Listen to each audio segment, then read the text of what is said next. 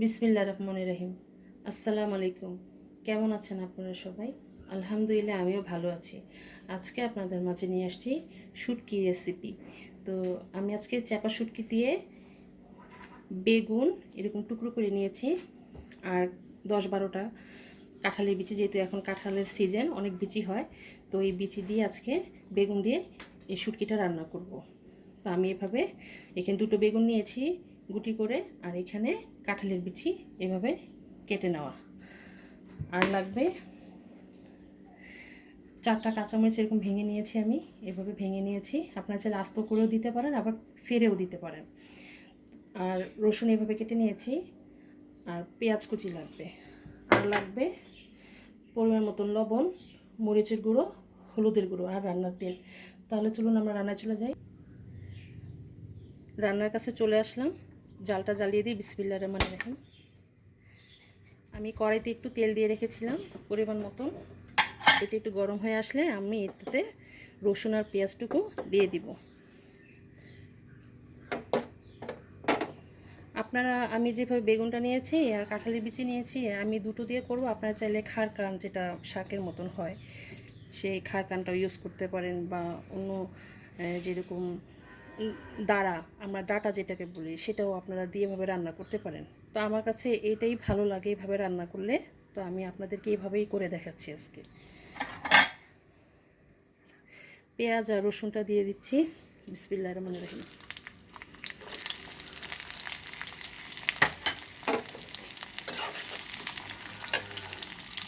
আমি এখানে 3টি চাপা শুটকি নিয়েছি, তো আপনারা চাইলে বেশিও নিতে পারেন, যেহেতু আমার এখানে অল্প 2টো বেগুন, 10-12টা কাঁঠালের বিচি নাও, তো সেই জন্য আমি 3টা শুটকি নিয়ে নিয়েছি, চাপা শুটকি। আপনারা চাইলে বেশিটাও নিতে পারেন, বেশি করে। তো এখন আমি এটাকে বেশি ভাজবো না, এখন এর মধ্যে আমি যে শুটকি 3টা আছে সেটা দিয়ে দিব। বিসমিল্লাহ।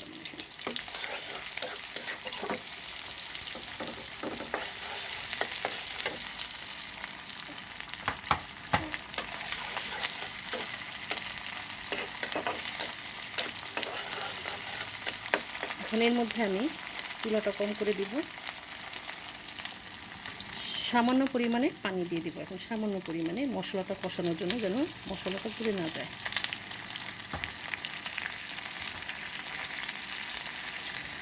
এখানে আমি 1 চামচ ভরে মরিচের ফাঁকি দিয়ে দিলাম, আধা চামচ হলুদের গুঁড়ো দিয়ে দিচ্ছি, আর দিয়ে দিব পরিমাণ মতন লবণ, 1 চা চামচ পরিমাণ। জলটা বাড়িয়ে দিই।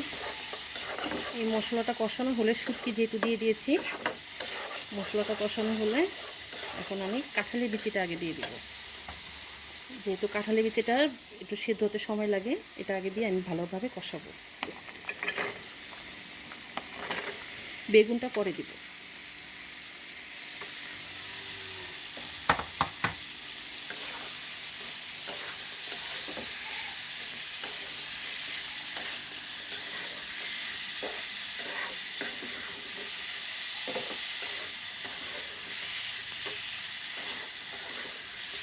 আমি এখন একটু 5 মিনিটের জন্য ঢেকে দিব। আমি ঢেকে কষিয়ে নিব, তারপরে বেগুন দিব। তাহলে 5 মিনিট পর ফিরে আসি। আমাদের 5 মিনিট হয়ে গিয়েছে, এখন আমি ঢাকনাটা খুলে দিব, বেড়ে দিচ্ছি।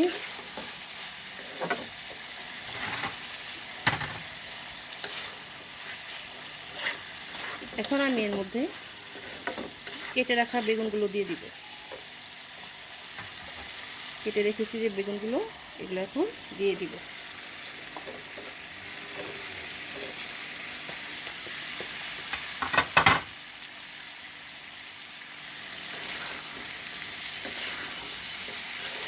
এখন এটাকে আমি ভালোভাবে নেড়ে দিব।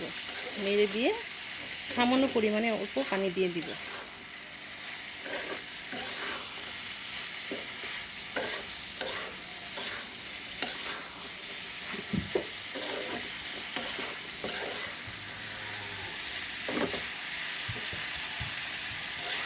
আমার বেগুনটা কষানো হয়ে গিয়েছে, আমি এখন এর মধ্যে পানি দিয়ে দিব।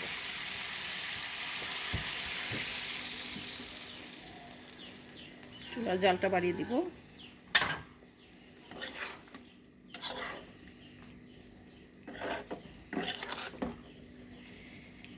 এটা মাঝে দু একবার নাড়া দিয়ে দিতে হবে, তাহলে কাঁঠালি বিচিটা সিদ্ধ হয়ে আসবে।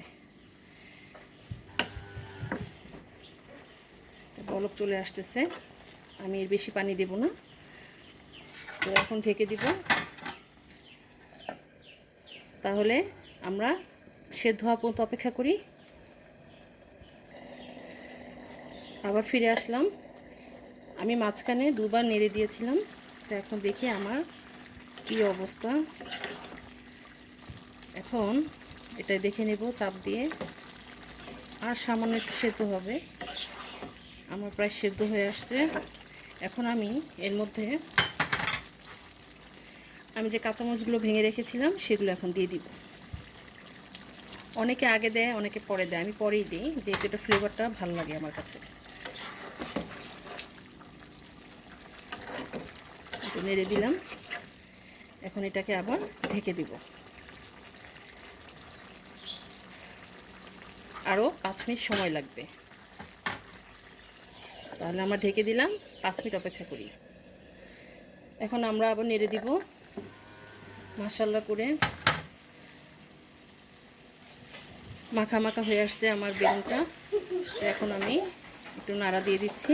এই যে দেখুন, বেশি নাড়া দেওয়া যায় না, কেন বেগুনটা ভেঙে যায়, সেজন্য। বেগুন তো এমনি সফট, এটা ভেঙে যাওয়ার সম্ভাবনা বেশি থাকে, সেজন্য বেশি নাড়াচাড়া দেওয়া যাবে না। এখন হালকা করে নেড়ে দিলাম। এখন আমি জালটা একটু বাড়িয়ে দিব। মাশাআল্লাহ, আপনারা এইভাবে রান্না করে দেখবেন, এটা কিন্তু খেতে ভীষণ মজা। যেহেতু এটা বেগুন তো এমনিতে আমাদের লুচি বাড়ায়, খাবারের লুচি তো বেগুন এমনিতেই বাড়িয়ে দেয়। তার সাথে কাঁঠালি বিচি আর হচ্ছে চাপা শুটকি, এটা ফ্লেভারে এমনিতেই পেট ভরে যাবে। তো আপনারা বাসায় অবশ্যই এভাবে রান্না করবেন। এখন আমার রান্নাটা কমপ্লিট। এখন আমি জালটা বন্ধ করে দিই, পরিবেশনে চলে যাই। তৈরি হয়ে গেল আমাদের বেগুন কাঁঠালি বিচি দিয়ে চাপা শুটকি রান্না। তো এটা মাশাআল্লাহ দেখতেও ভালো লাগছে, রান্নাটাও মজা হয়েছে। আমরা তো প্রায় সময় খাই, এই সিজনে মনে করেন অনেক কাঁঠালি বিচি হয়, এটা দিয়ে এই রান্নাটা আমি বেশিরভাগ করে থাকি আমার ঘরে। তো আপনারা এইভাবে অবশ্যই রান্না করে একবার দেখবেন, তাহলে বুঝতে পারবেন।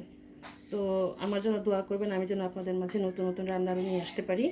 আপনারা যে যেখানে আছেন ভালো থাকেন, আর আমার জন্য অবশ্যই লাইক এবং সাবস্ক্রাইব করতে একদম ভুলবেন না, আর বেশি বেশি করে শেয়ার করে দিবেন। তো আজ এই পর্যন্তই। আপনারা ভালো থাকেন, সুস্থ থাকেন। আল্লাহ হাফেজ।